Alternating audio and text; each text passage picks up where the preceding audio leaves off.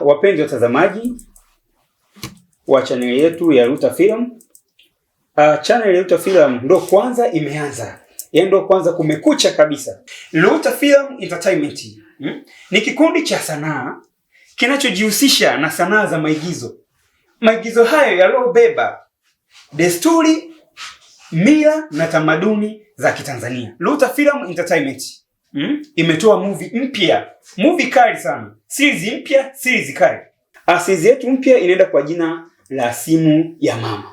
Series ya Simu ya Mama ni movie ambayo inazungumzia maisha halisi kabisa ya Mtanzania. Inazungumzia maisha ambayo ni halisi ya Kitanzania. Yanagusa kila jamii yetu pande zote. Maisha ya chini, maisha ya kati, maisha ya juu mpaka ya mwisho. Kwa series ya Simu ya Mama ni series ambayo inamfundisha mtu yeyote yule jinsi ya kuishi na watu. Nisiharibu sana, nikazungumza sana kuharibu utamu wa hii series. Kwa hiyo ndugu zangu, usisahau kusubscribe ili kupata miendelezo ya series zingine zinazokuja. Kwa mfano kwa sasa hivi kuna series Simu ya Mama. Series inayofuata ni Ngumi ya Nyumbani. Nenda YouTube, andika Luta Film Entertainment. Alafu andika Simu ya Mama.